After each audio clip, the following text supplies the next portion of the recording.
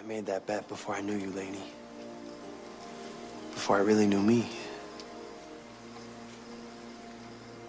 What was it for anyway? I mean, what did you end up losing?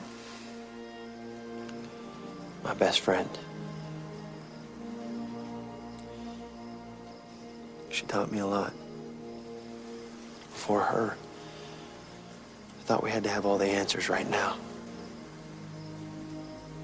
And now? I'm kind of liking the fact that I don't.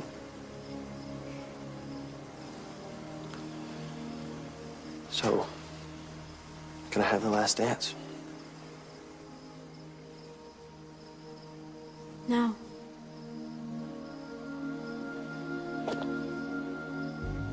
You can have the first.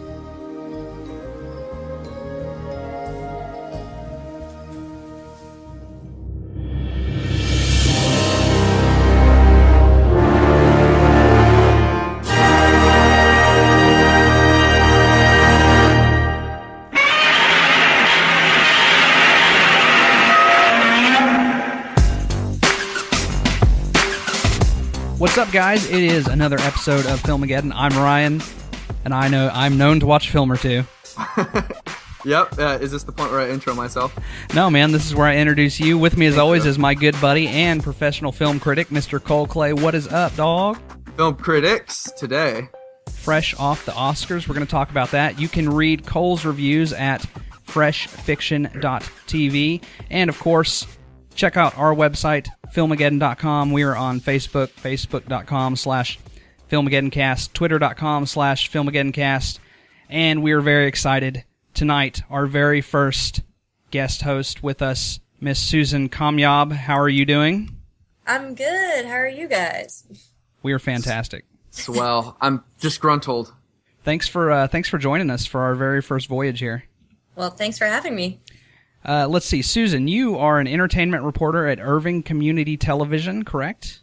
Yes. And correct. Susan, your reviews, thischicksflix.com, that's your website, right? Yep. Sweet. Yep. And how do you spell that? Because I like how you did that. This, spelled like this, and then chicks is CHIX, Flix, FLIX. That's awesome. Very clever. And you can follow her on Twitter at thischicksflix, spelled the same way, so please do that. So, guys, we are coming fresh off the Oscars from last night. What do you guys think? Let's get into this. So, what do you think about the show in general? There's a lot to unpack here, Ryan. There's a lot to unpack here. The show was I thought it was fantastic. The show was fantastic, but a lot of people are upset with the winners and the losers more so. But I just don't understand why people get so upset about it because. Let's take, for example, 1994. What won Best Picture? Forrest Gump. What is the movie everybody talks about? Pulp Fiction, baby. Pulp Fiction. Okay, the Oscars, it's great to be recognized, but overall, it doesn't really hold any weight. It doesn't take my love away from X film or make me dislike or like, the films that won or whatever. But it's the best night of the year. It is the most fun. I look forward to it every time. You never know what happens. I mean, there was a lot of moments that it was just like, man, this is live TV, and you just didn't know what was going to happen. A lot of moments in particular. I have three that I want to bring up that were really, I was kind of on the edge of my seat, like better than any movie I've seen in a long time. What did you think, Susan? I really enjoyed it. I thought Neil Patrick Harris was a great host, and there was a lot of really good musical performances this year. And I'm not normally really that into the musical performances. I'm always like doing something else while that's going on. But yeah, I wasn't too happy about some of the wins, but Cole's right. I mean, it doesn't take away from how good the films are or how good the performances were. So, and it's my second favorite day of the year, so I'm happy. So what's your first favorite day of the year? Christmas. Oh, of course. Can't go wrong with Christmas. But the Oscars... There's a bunch of movies that open up, that's why. Yeah, that's it. And I go see a movie every Christmas. Absolutely. But that opening number was just so classic. Oh, good. I enjoyed that greatly, and I really loved the special effects they had going on in the background there, where they would like bring in the scenes. They had the flames from Back to the Future, and then obviously they did the Glory Bridge, whatever they had going on there in the background to like bring That looked so awesome. I thought they were going to bring a 3D holographic Tupac back, man. I mean, like, they had some really good special effects there. Seriously, the whole design, like, whenever they would show a clip from a film or something like that, Yeah. like, it would say, like, Birdman or Boyhood, like, they had really cool graphics. Yeah. Like, for example, the one I remember in particular, they were announcing Mr. Turner as, like, a nominee, and, like, it had this really cool photo of, like, all these very Wes Anderson type, like, organized very neatly paintbrushes and stuff like that. And it was just kind of appropriated for each film, like Whiplash. There was like drumsticks and a cymbal or something like that in a shot. It was really cool. But yeah, the opening number, it gave me chills watching it because it was all about, it wasn't about the Oscars. It was about like the love of movies and stuff like, it was just it was so warm. And, like, what more can you ask for when you have Neil Patrick Harris just like singing about it, and then bringing on Anna Kendrick, who's always welcome for me, and then, Jack Black. And Jack Black, man. I was like, all right, man, they let JB up. And he kind of really like critiqued the, Hollywood and all that. It was just brilliant. And it was such an awesome way to start the show. And of course, right after that, they announced Best Supporting Actor, which is my favorite award. And then it went to, of course, J.K. Simmons, which was amazing. Well deserved. Mm-hmm. Ryan, have you seen Whiplash? Well, so here's the deal. I have not, because those trailers are so intense and so awkward. I did not want to feel nervous. Like, I was like, man, I don't want to feel like upset and nervous, but now I have to go see it because it looked amazing. That scene, the little clip they did of him slapping him. Oh, yeah. I was like, oh my God. I'm normally not a J.K. Simmons fan at all. Like, we get it. You're Juno's dad. You're quirky. What? I know. Really? No. I don't like the roles he's been picking. Oh my God! But no, it goes to show you when he decides to not be Juno's dad, the man can make a serious movie. And look what happened. Just like McConaughey, he won an Oscar, and all it took was a year when he decided to do a real movie and a real role. Well, yeah, I mean, J.K. Simmons, he even like people really kind of forget.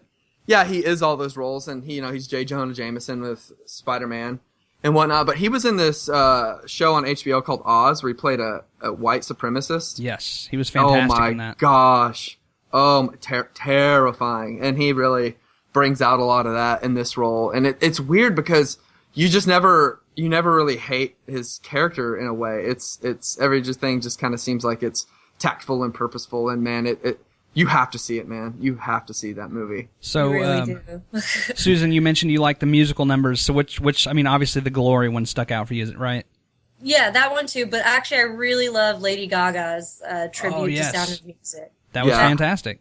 I knew she was that vocally talented, but now everybody's just like, oh my God, I didn't know Lady Gaga could sing like that. And it's kind of annoying to see all the people jumping on the bandwagon now. Like, oh, she's so great. But, I mean, she is. And when Julia Andrews walked out, I teared up. That was amazing. Yeah, it was. Didn't she look amazing? I don't want to get like on an Hollywood News topic because I have one more comment. Kelly Osbourne, tell us all about it. Well, she just looked awesome. It was just great to see her, man. Like, The Sound of Music it really is an incredible movie. Like, when they were showing clips from it, and you could just even hear, like, even the small things like how the audio was recorded. It just sounds so classic and warm, and it's incredible. Like, it's such a solid movie.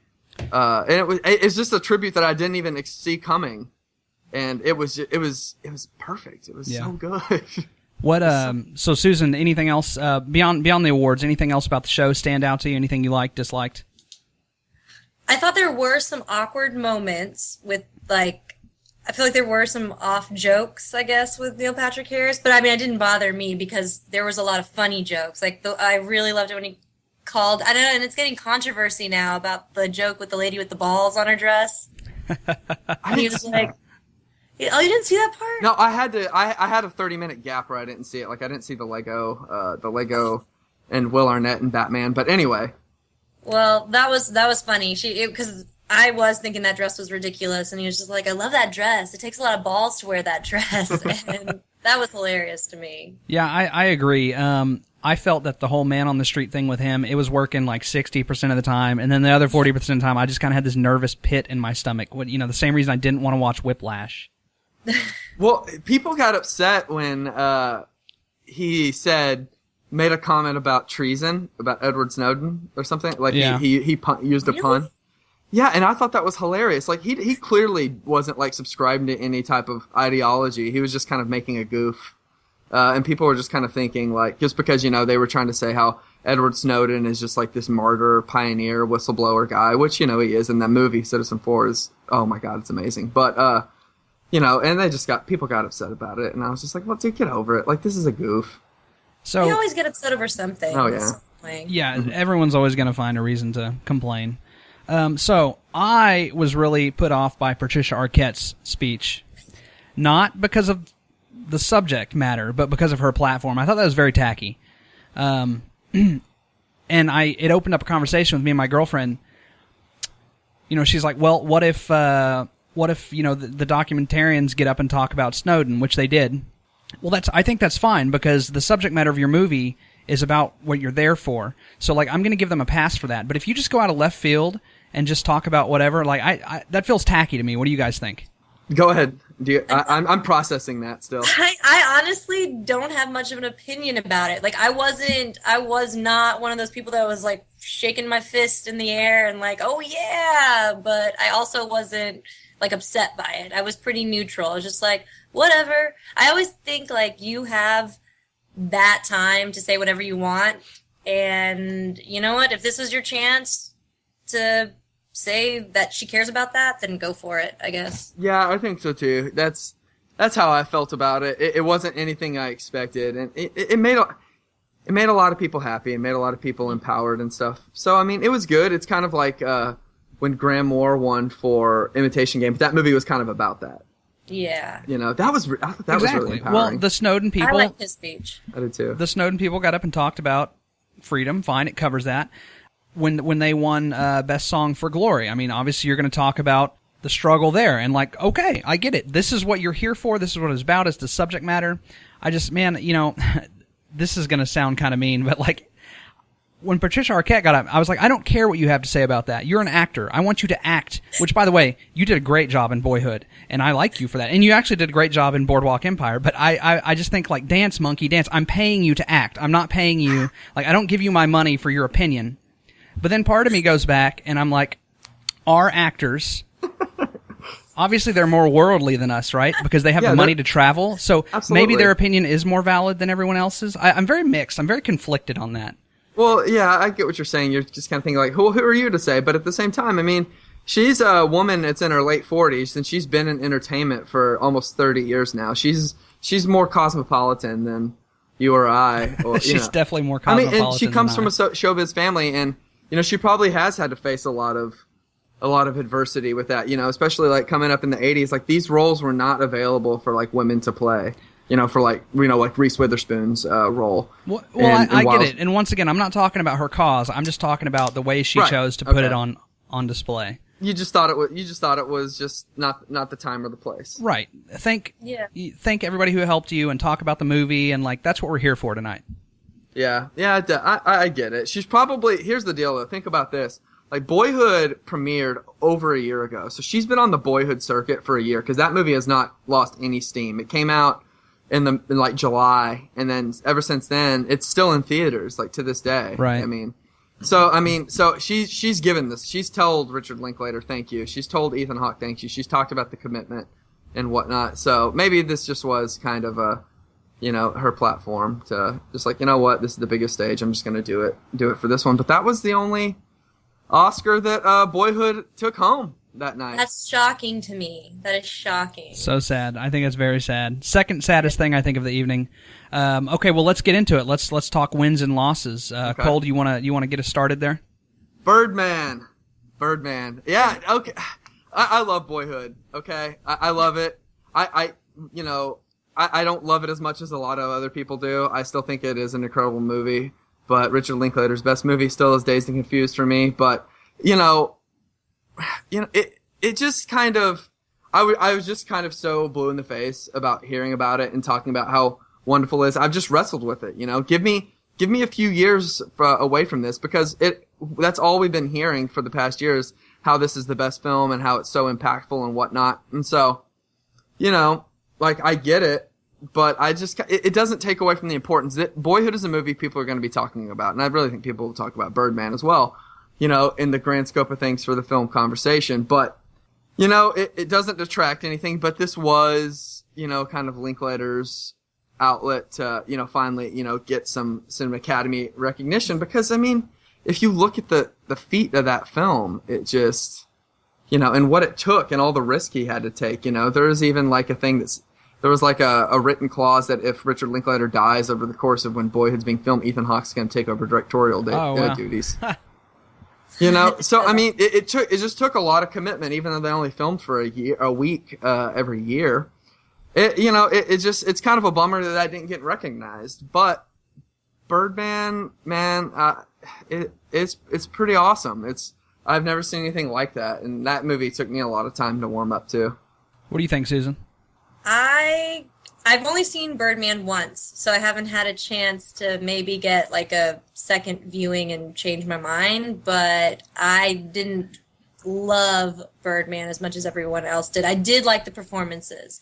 I don't mind it winning Best Picture. The only thing, I mean, I sound like a broken record. I'm just shocked that Richard Linklater, because of what you just said, the commitment that he made to that film and the time it took and the patience and like not losing your concentration for that long.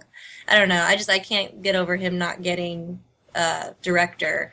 But and then I keep hearing that people say that Birdman won because Hollywood is kind of obsessed with themselves and they're always going to pick a movie that has to do with actors and they relate to.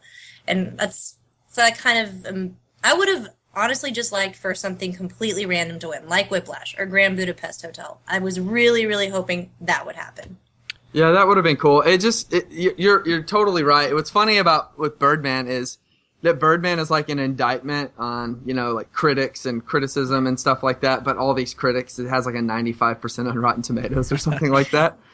And so, but it just makes you think like both of those movies have a gimmick to them. Birdman and Boyhood, they both have a gimmick. The Boyhood gimmick is the 12 years, you get to see Eller Coltrane age and whatnot. And then Birdman has the, it's like a play, this is real, so it just, they bought into the gimmick of Birdman. They picked up what they were selling, and they just ran with it, completely. So, I mean, it is a little sad, but, after watching Birdman again, oh my God, holy shit, that movie blew me away. I mean, when I was at home watching it, it blew me away. It just, everything about it, I was just like, I could not take my eyes off the screen. My heart was like racing and whatnot. So, I mean, it had to, I don't want to say it had to go to Birdman, but man, it was just such a cool flick. Like, it just was unlike anything I've seen. I've seen movies where Richard Linklater has made it seem like we're just hanging out with these regular people.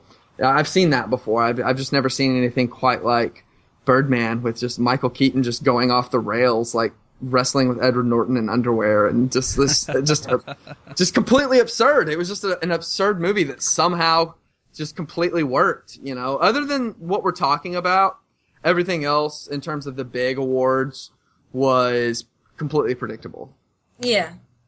Really, I didn't see that Best Actor. Man, so that's Really? That's the biggest upset for me. Well, I didn't see that movie, but here's something offensive. I mean, how much acting do you have to do to sit there and kind of smile with your head cocked sideways, to play Stephen Hawking? Mm-hmm. My heart goes out to Michael Keaton. Oh my gosh. And one of the classiest person in the whole building. He did a fantastic job on Birdman. I'm not saying he was the best, but I would have given it to him.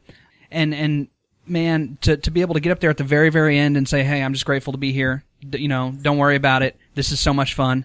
What a class act, man. I mean, seriously. Yeah, he's the man. He's so awesome. That's what's so funny about it is people have forgotten how stellar of an actor Michael Keaton has been his whole career. I mean, he's been kind of out of the limelight for like a decade or so. Like his last like big movie, aside from like coming back now, was like in Herbie Fully Loaded with Lindsay Lohan. I forgot about that, man. But which he got a nomination as well, but no maybe win. a Razzie. Yeah. But yeah, I don't know, man. Okay, so Michael Keaton was the only one that was not playing a real person that was nominated. And yeah, I mean, yeah, Eddie Redmayne was awesome. I didn't like the movie at all, and I've made that pretty clear to a lot of people who talk to me about movies. I really did not like that movie, and I went into it saying I wasn't going to like it. So maybe I didn't give it a fair thing, but he just did an impression, okay? It was an incredible impression, but he did an impression. People on SNL do impressions every week. All right. Well, so Susan, was this his last shot at an Oscar? Do you think he's going to come back and he's going to get some more chances, or is this it for him? What do you think? I was worried that this was maybe his last chance. I hope it's not. I hope he comes back. I was pulling for Michael Keaton, too. I mean, I didn't really want Eddie Redmayne to get it. But I don't know. Maybe if Michael Keaton plays a true person, a real person, and is disabled or something, I don't know, you might have a chance. Yeah, but maybe if Michael Keaton just gets Parkinson's in his next role, but he honestly, he probably doesn't even give a shit, really. He probably doesn't. And he got a Golden Globe, and I think he got the Independent Spirit Award. And maybe the Actor Guild, too? Or did that go to Eddie Redmayne? And I thought he'd get the SAG. When he didn't get the SAG, I was like, crap, he's not getting the Oscar. So... But, you can't... Okay, so... With Eddie Redmayne, there's something about the guy I don't really care for. I didn't see Jupiter Ascending. I did not make the screening, but you saw it. Horrible, right? So bad. But, I mean, his reaction, he was so freaking giddy on stage. Like, that was incredible. Like, he was so happy, and, it was cool because he even, I hate saying this, but he humanized it. He's like, babe, we're going to go put this up in our apartment. Like, that's so cool, like, he loved it, and he put in probably a hell of a lot of time to do it. So, well, did I read that he played Stephen Hawking 10 years ago? Really? Oh, he did? Hold on, let me check this real quick. I hadn't really heard of him beforehand, honestly. He was in Les Mis. That's all I remember. Yeah, and I did not like that movie very much. Me neither, except for Anne Hathaway. I liked her. I liked Anne Hathaway, yeah, for sure. And when she died, I was bored. When she died. Yeah, I don't know. I guess I'd heard of him in that movie. Was he on Downton Abbey? I would assume so. I don't watch that show. Yeah, me neither. But let's see here. Ryan, do you got it? I did like how Eddie Redmayne said that he was aware that he was really like lucky to be winning this and great because he was so young. I mean, he's so young and to get that. Yeah, he's let's see, 19. He was born in 1982, so he's 33. Oh wow. No, I'm not seeing it, so maybe I'm talking out my butt here. So sorry, okay, sorry guys. Okay, that's cool. Well, what else do you guys think? Awards, what else? Anything? Lego Movie, man, just totally got denied, of course. But they still got the song there. That was interesting to me. Well, they got the song, but they didn't. I mean, they didn't. Never, how funny would that have been if they would have won? That would have won over Glory. Like that. After that performance of Glory, that would have been the biggest upset. Yeah, it's like a shot of Chris Pine like crying. Like I was like, dude, you're totally like playing that up. You're an actor, okay? You're totally playing that up. I don't know. Maybe I tweeted from our Filmageddon Twitter. I was like, best actor goes to Chris Pine. Dude, David Oyelowo was crying, but he was getting hugged by Oprah. That was probably, You haven't seen Selma either, have you, Ryan? I have not. But man, that song, God, that was insane. That was beautiful. That was very beautiful. And normally I don't buy into people crying, like Chris Pine, get out of here. But you're right, man. When he was crying, I've always wanted to cry on Oprah's bosom, though, too. Like, that just sounds fun. Yeah, I mean, dude, I just didn't get into the performance. Maybe it's just because I don't really like the song or whatever, or it just is like so like, it's obviously, way bigger than anything I'll ever be, what the cause of the song is and whatnot. But it just kind of just insisted upon itself a lot, and I was just like, gosh dang it. And the whole time, our friend Preston was texting me. He's like, man, I'm just like watching Common on screen. I'm just thinking about how much of a jerk he was when I interviewed him. Oh, was he? Really? He said he was a jerk? Yeah, I don't want to go. I don't know. Maybe that's not right for me to speak on behalf of Preston, but like, I don't think he would care, but I just think that's really funny that he said that. And I was like, yeah, don't be mean to my friend. He's like the nicest guy ever. Yeah. But, yeah, I mean, it was cool, it won. That meant a lot to the people, that were associated with Selma, especially David Oyelowo, who probably got snubbed because, yeah, I don't know. I don't even want to use the word snub. Snub makes me think that there's like intent to like, oh, we don't like this guy, so I doubt there's any of that. But his performance as MLK was, oh my gosh, like the clips that they showed when he's like preaching in the church and stuff, it's just, it gives me chills. But, I don't know. And the last thing I'll say about Best Actor is Ralph Fiennes should have gotten Best Actor, but he didn't, so. Wasn't even nominated. So something I kind of picked up on last night. Wes Anderson. I mean, you can't be a movie fan and not be a Wes Anderson fan. He has no wins, right? No, His director wins? No, he definitely has no director wins. Yeah. He's been nominated. Well, his films have been nominated a lot for obviously a lot of the stuff that they won for last night, like Best Costume. But see, that's what I was going to say. This man is such a genius, and he creates these like beautiful worlds that everybody else gets to play in, and everybody else just snags awards off his back, you know? And I'm not saying these people aren't great at what they do, because they are, but isn't that funny how like Wes Anderson is like just the puppet master, but all these people, I mean, they're getting all this all this credit for ultimately his hard work, you know, too. It's beautiful, and it's kind of sad. What do you guys think about that? Well, he's been nominated for 6 Oscars. Okay, Has he done the screenplay? No, he hasn't. He was so he was nominated Tenenbaums with Owen Wilson in 2002, and then I didn't know this, but he was nominated for Moonrise Kingdom as well. Yeah, I knew that. I'd forgotten about that. And then Best Animated Feature Film for Mr. Fox. And then, you know, directing and writing and Best Motion Picture this year. And he should have gotten screenplay. I mean, He should have. He just creates these just completely organic worlds that we just get to, like, step foot into. I mean, it is seriously, like, that is true escapism, like, watching Grand Budapest Hotel. You're just in this completely different world, and it's just like they didn't care. It just, I mean, I guess, I don't know, that's a little strong, but it's just a bummer. You know, and I think the only reason that he probably didn't win Best Original Screenplay is because Spike Jonze got it last year, and they're like, okay, well, 2 like really hipster, you know, hipster white dudes winning for these really eccentric films. I don't know. It just kind of seemed like they were mixing it up. Who won again? Was Birdman. it Birdman Oh, yeah. won. That was ridiculous. Yeah, that dialogue is crazy though. But Birdman, they just bought into it. I mean, there's no other way to think that they are just. Well, we've all admitted. I mean, themselves. it is a movie. I mean, I've only seen it once as well, but the pacing is what it just never stops. It's just go, go, go, and it's with the soundtrack. It's very much like Paul Thomas Anderson with There Will Be Blood. It's just very intense, and you can't relax. Like, it won't let you relax because you're there. But it's fun. It's a fun ride. It's not you know, like There Will Be Blood is fun, but it's also a chore because like there's a knot in your stomach too. You know, but with Birdman, you're just kind of there, and it's just kind of fun, and it's a feat for sure. But I'm with you guys. I maybe got a little bit too much love. Yeah, I think they should have distributed the wealth a little bit, but you know, it is what it is. It doesn't take away the love and, you know, the passion and the commitment and stuff like that you know, Richard Linklater and, you know, the other nominees went through. It was just kind of funny thinking about like Clint Eastwood in juxtaposition to all those other guys. He's just like, I've been doing this for 50 years. He just like pissed off the whole time. It was really funny. Oh, I don't feel like he cares anymore. I don't think he does either. I mean, He's got enough. Yeah, absolutely. Ryan, what do you think? Anything else? I want to let's wrap this up with one of the funniest tweets I saw last night. Let me pull this up. When Terrence Howard was talking? Oh my gosh. Did you guys think that was hilarious?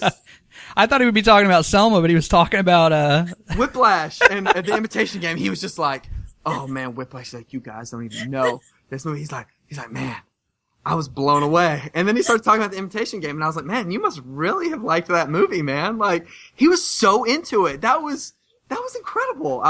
I didn't know if he was just messing up, or if he was just really into it, or if he was just gonna fall out. Like, I didn't know what was gonna happen. It was. You don't think he was on something, Paul? Yeah, that's what I was thinking. I was like, man, maybe he had a little too much champagne or whatnot. Like, I was just like, what the hell is this guy doing? But it was awesome. It was just so cool. Like, that's what's so great about it. It's completely live, man. If something happens, it happens, and it's there, and it's just I don't know. I was just like, oh my god, it's like theater. It's just incredible. Funniest tweet of the night. This is from @FairyHeroison. Okay. Every time Laura Portras thinks Snowden, a piece of Clint Eastwood's Horcrux dies. I love it, man. Crack me up. Very, very political. Yeah. All right. But yeah, an American Sniper took home nothing. Editing. Sound mixing or sound. sound mixing. Yeah. Good call. Yeah. So yeah, I mean, it was great. It's over with. I'm excited. You know, it's just kind of a bummer that this year started off with such a thud. There's just been nothing that has hit for me. So we'll see. We'll see what happens the rest of the year. There should be some good stuff.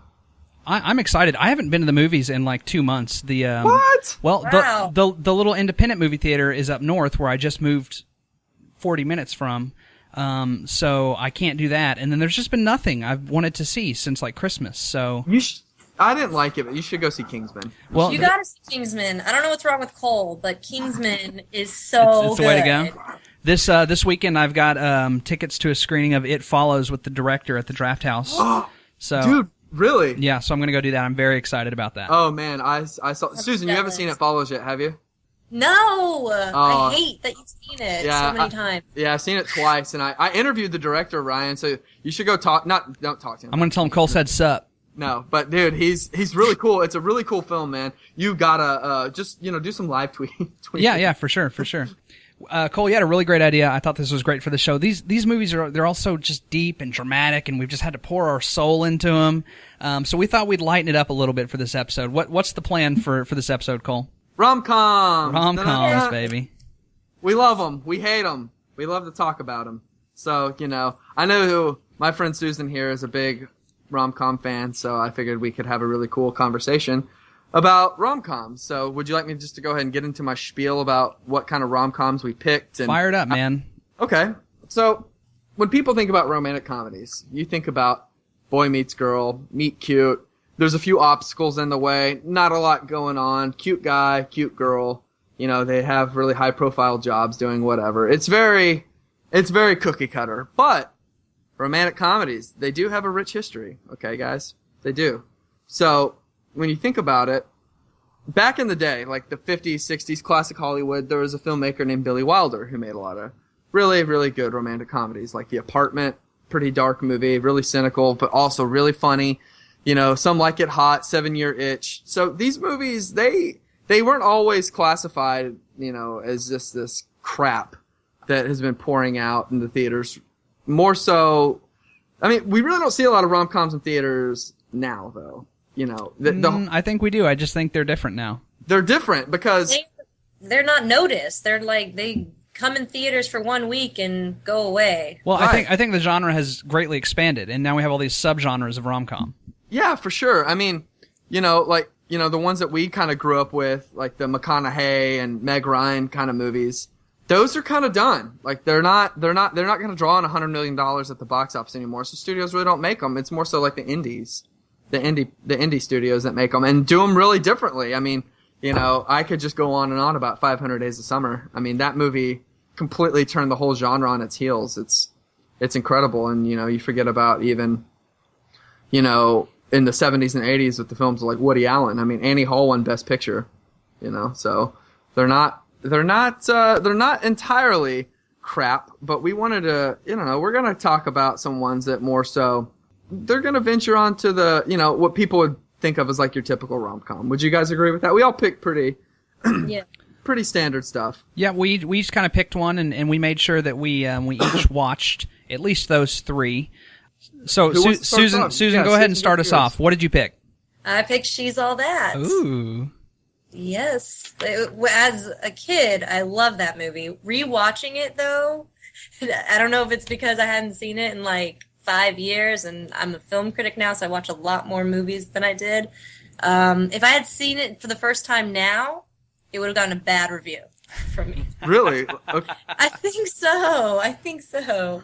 But just it opened in January 29th in 1999, and in its first week, it actually was number one. It made $16 million.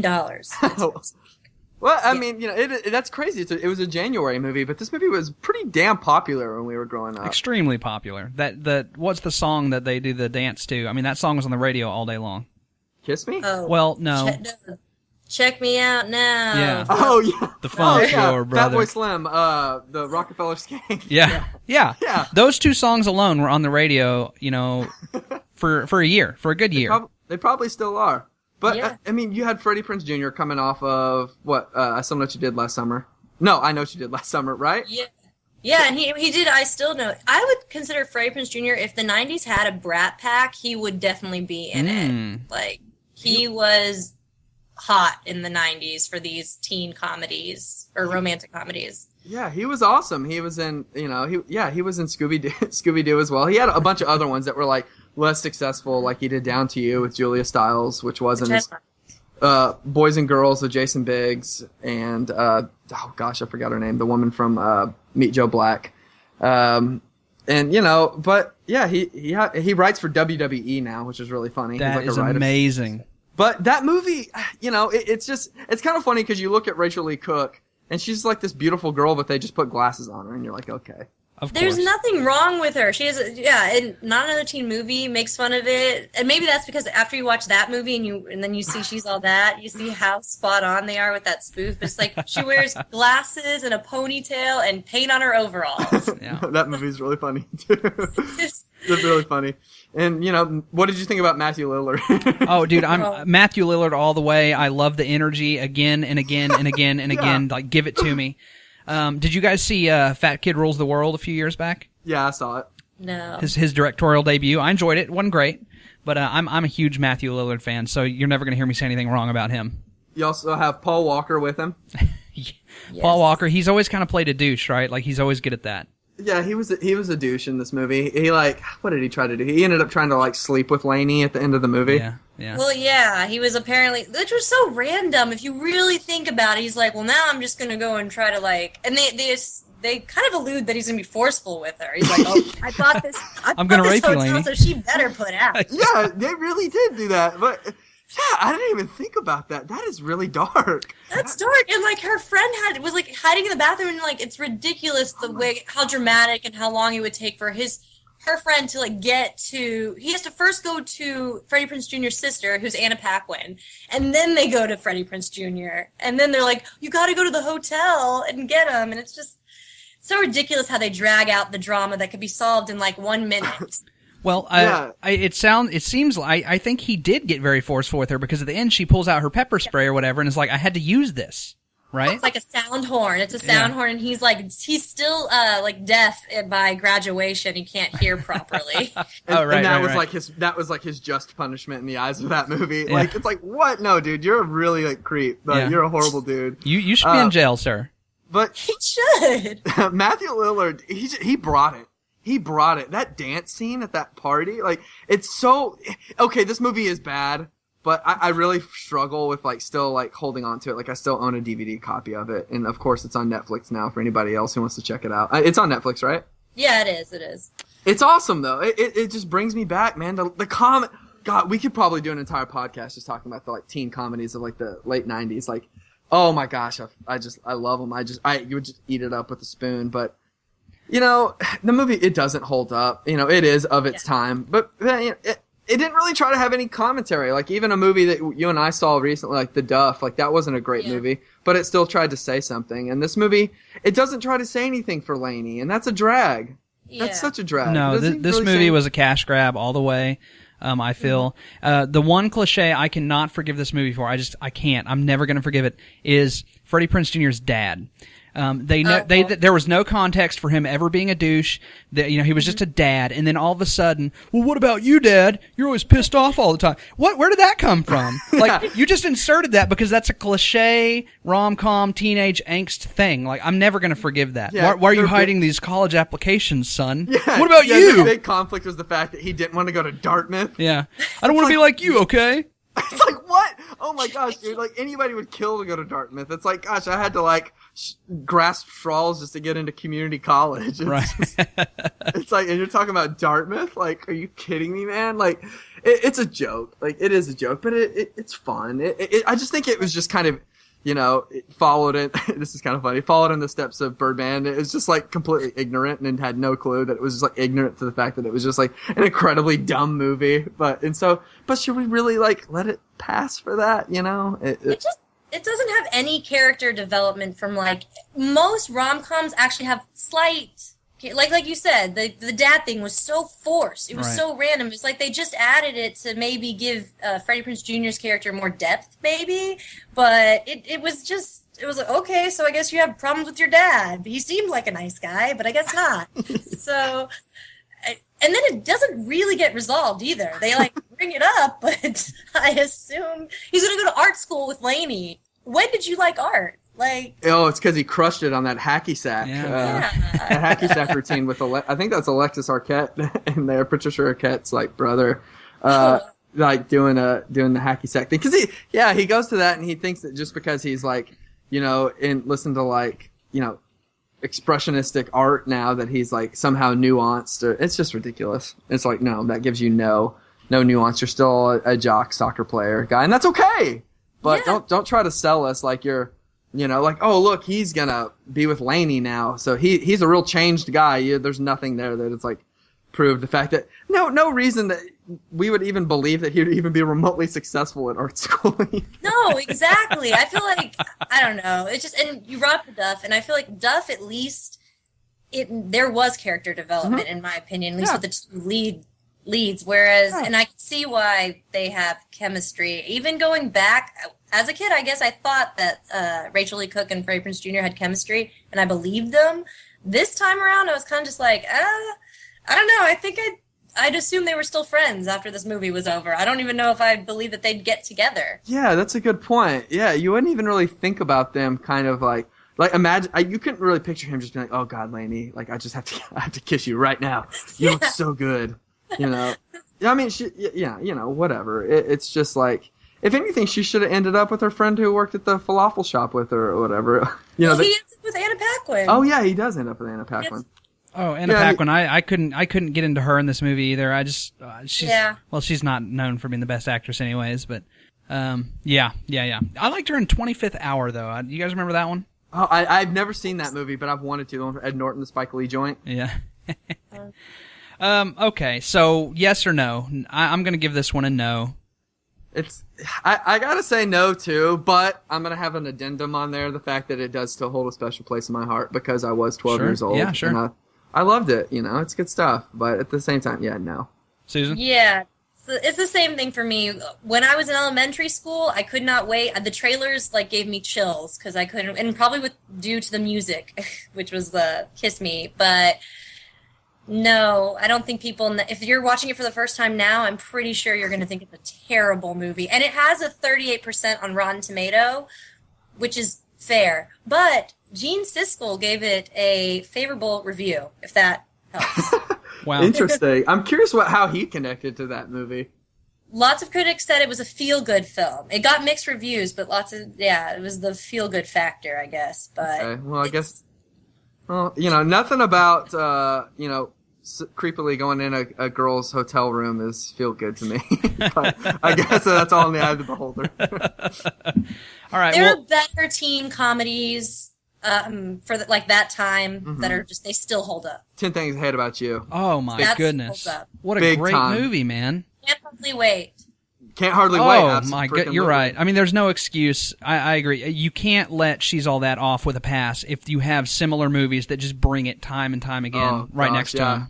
Yeah, I don't want to get too off track, but I was even laughing my ass off about Can't Hardly Wait the other day. I've probably seen that movie 150 times. I'm not even kidding. Yeah. It's still so funny. It's so funny. So funny. Yeah, okay, and I think cool. a 13-year-old now would greatly enjoy Can't Hardly Wait, even though it's set in that time, but I don't think they would necessarily dig She's All That. No, definitely very shallow. Cole, which movie did you pick? Oh, what movie did I pick? I picked Valentine's Day. Valentine's Day. The classic. Movies ever. The classic that everybody knows and loves for the sweet interlocking of all these people who are in love on one day. How smart of a movie is it to completely interlock these people in and just really show all the nuances to their love.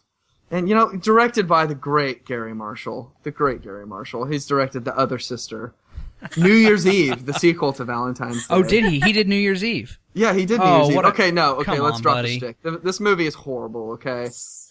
It's horrible in every sense of the word, but nonetheless interesting, okay? It's still an interesting film, and that's, of course, why I wanted to at least talk about it a little bit, So, Gary Marshall did direct it. He's a bit out of touch, he's an 80-year-old guy who, and of course he puts in Hector Elizondo in there, who was great in Pretty Woman.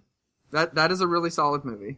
But, they just coast on the likeness of all these famous faces. They completely skimp on developing any characters. It's pretty much the opposite of what you're supposed to do in filmmaking.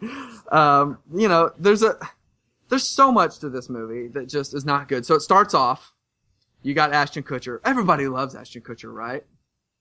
It's okay. That was the answer I wanted. Yeah.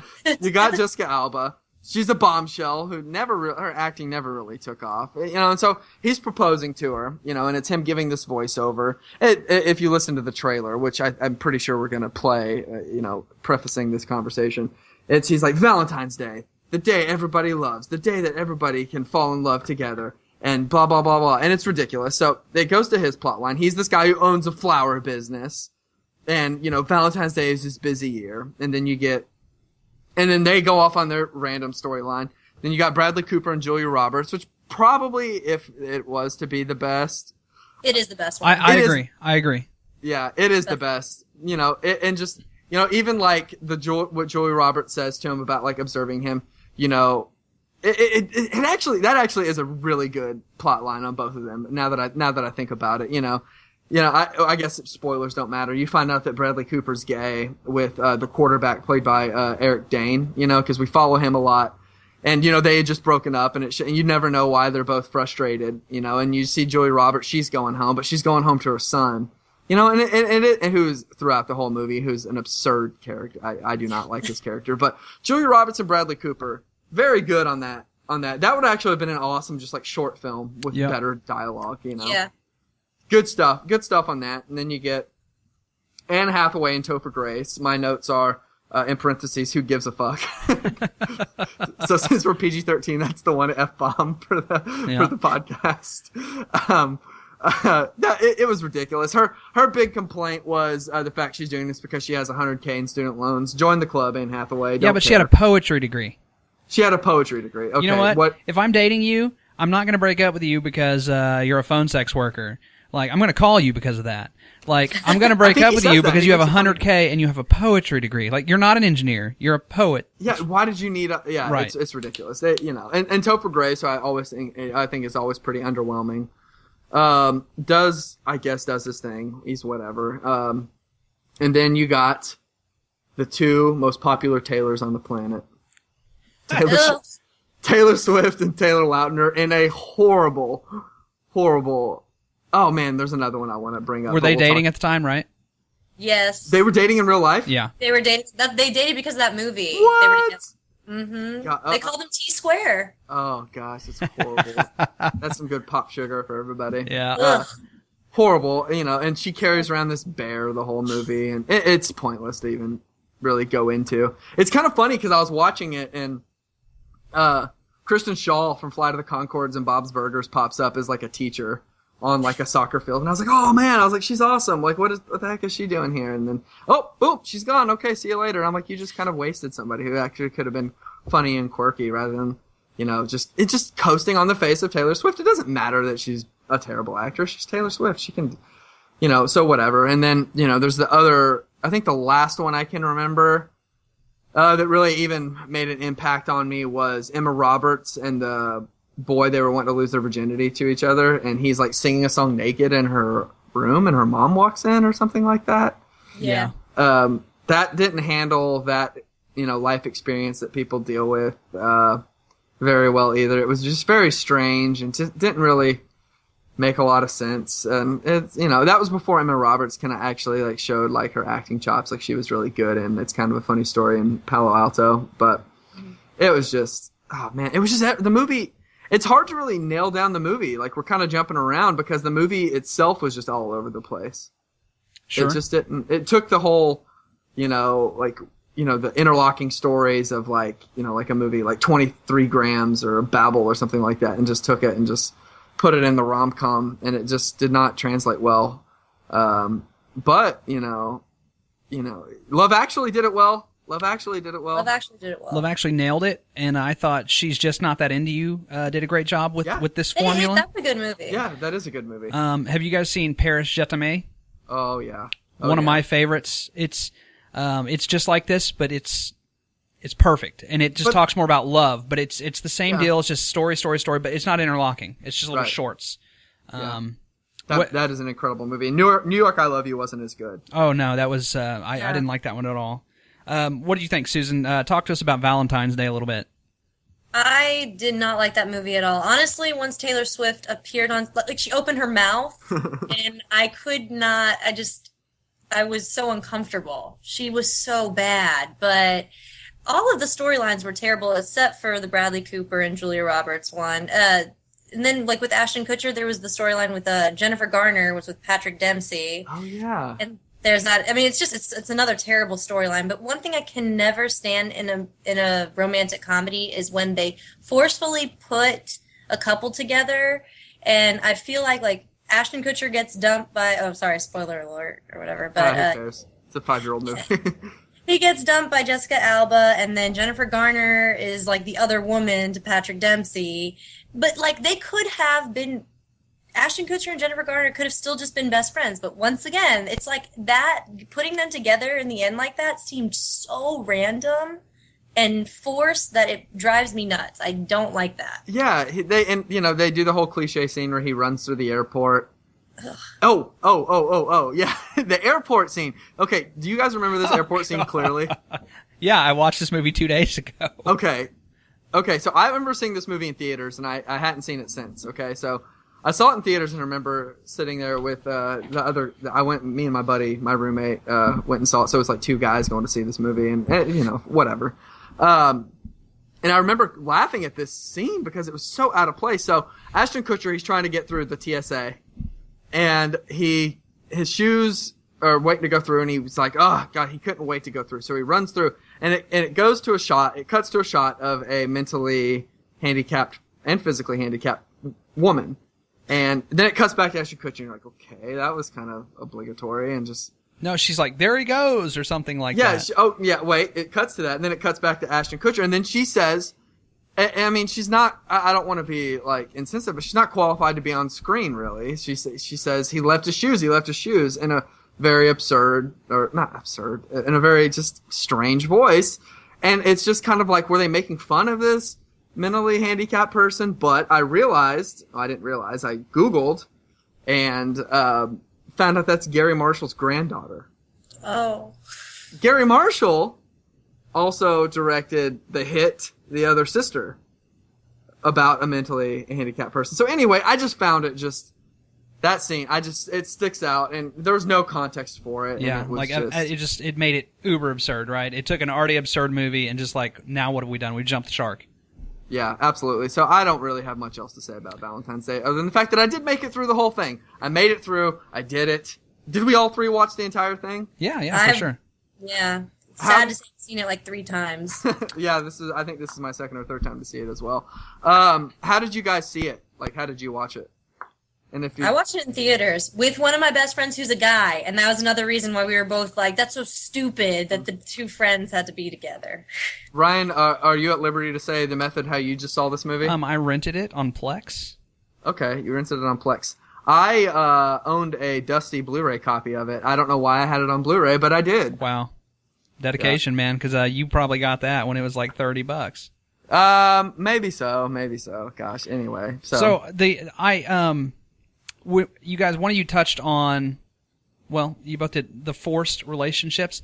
I felt the little boy, you thought it was going to be so cute. He's in love with the little girl, and then it turns out to be the teacher. Now that was forced to me. Like that just felt so, like we didn't need to do that.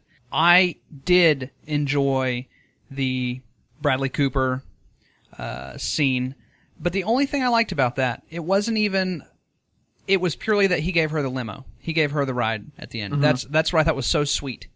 I didn't, sure he goes, the big twist is he's gay and that's cool.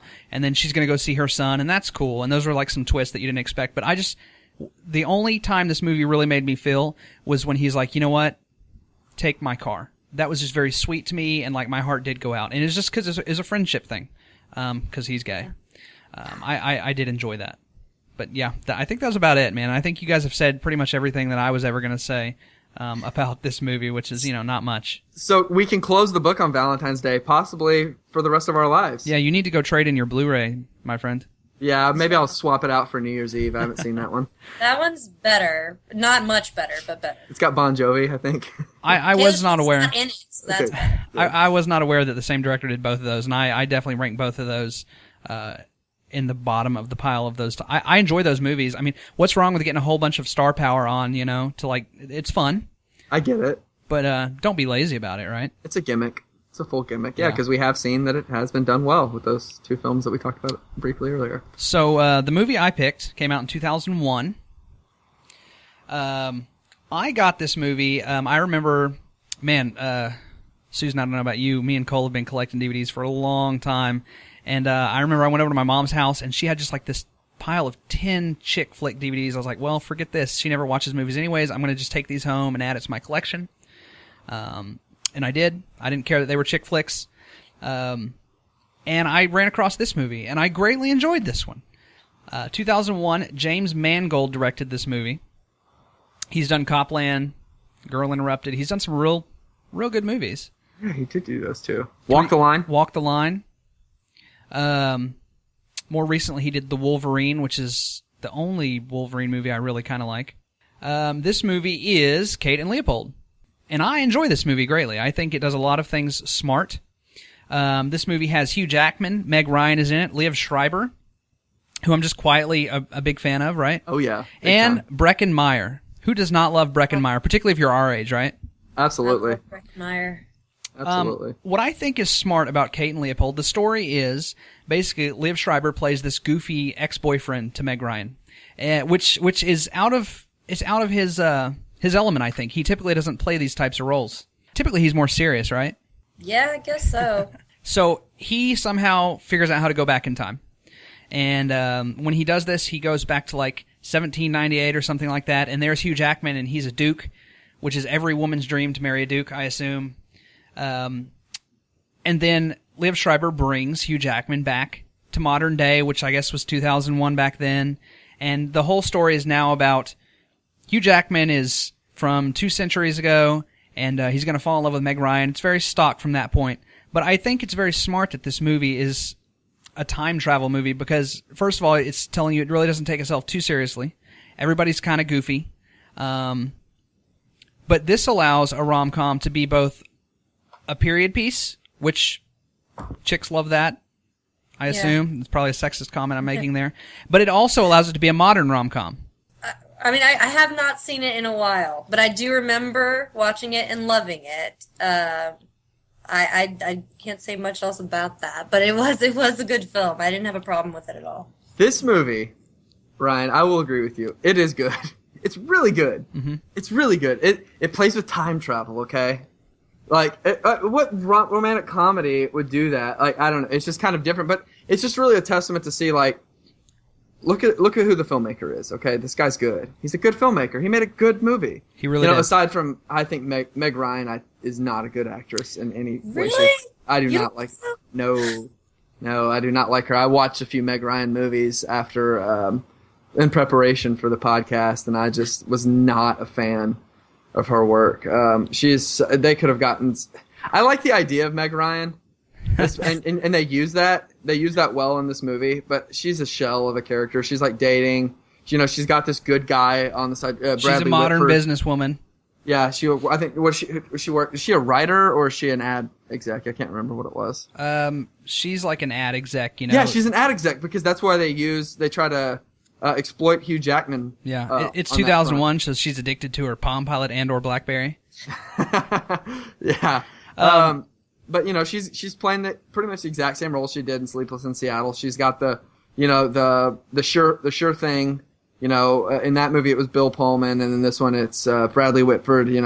And she's got this guy on the lock, and that's everything to her. And not the fact that she's got an incredible career and that she's a smart woman. Oh, she's got this guy. That's what's really going for her. It's stupid.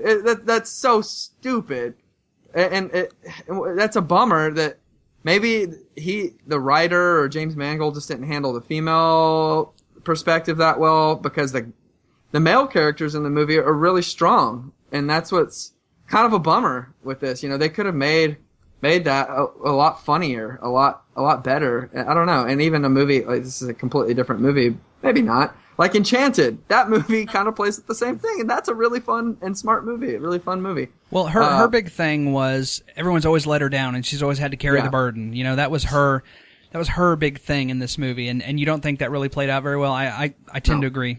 Now that you mention it, I kind of agree. No, it fell so flat. I mean, Liev Schreiber he would have been a good match for her. I liked him. He was out of his element in this movie. He does not play roles like this, and I think he does very well. I'd like to see him be goofy, maybe a little bit more.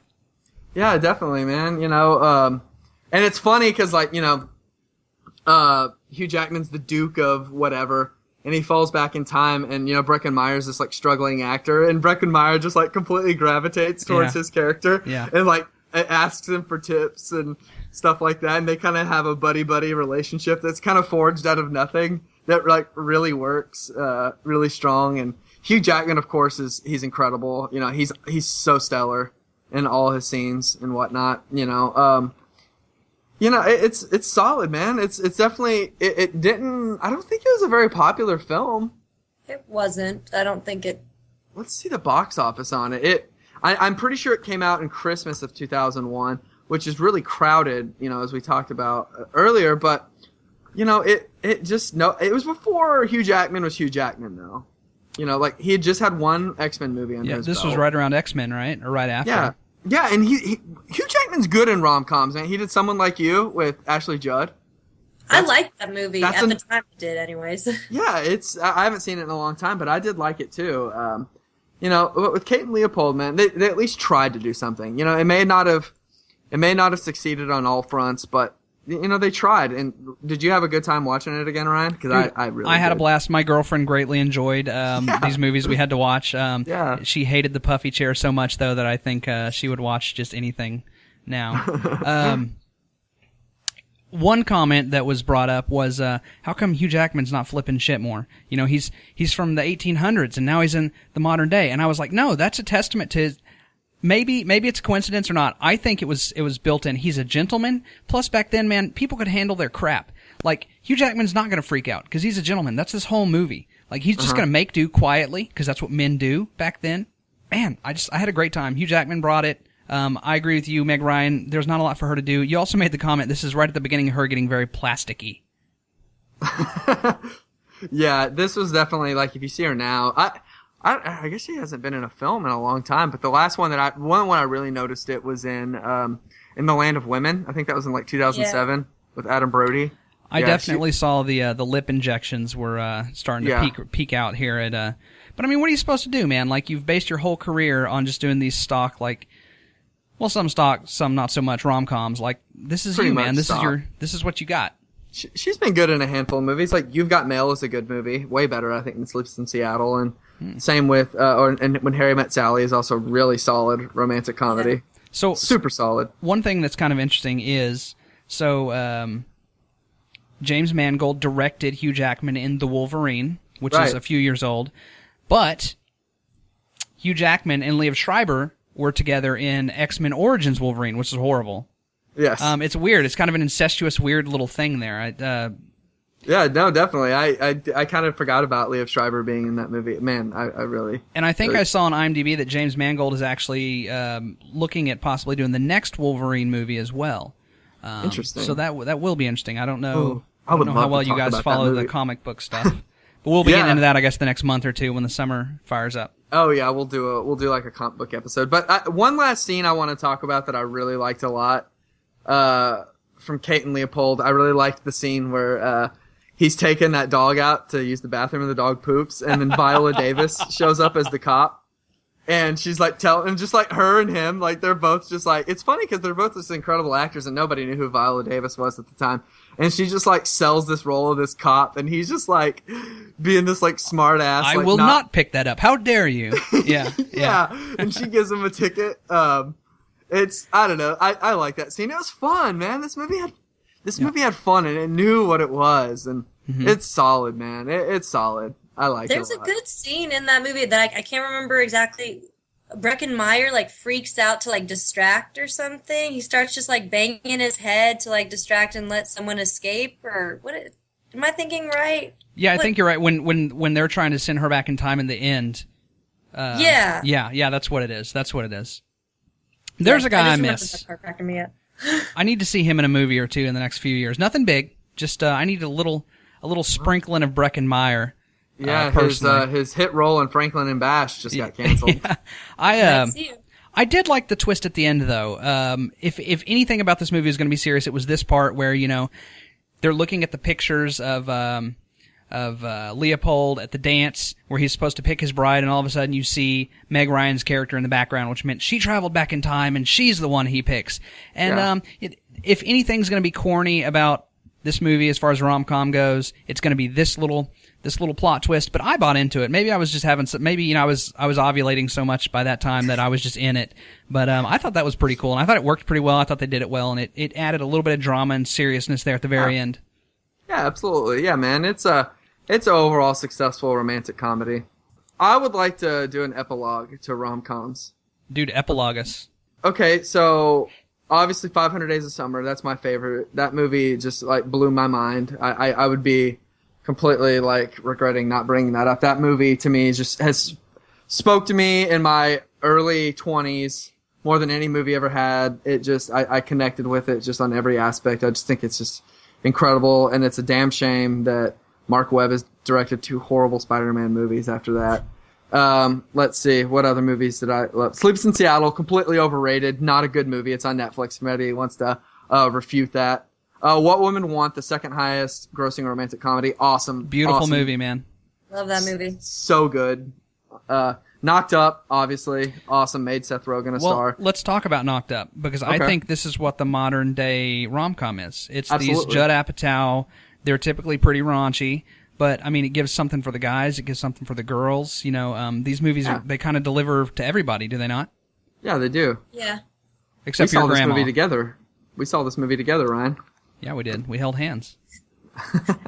So let's see. I mean, as good as it gets, that one got some Oscar cred. That's James L. Brooks. He does a lot of stuff like that. And then you have something that's just completely off the rails, like There's Something About Mary. That movie was incredibly successful and incredibly funny. And more recently, Silver Linings Playbook.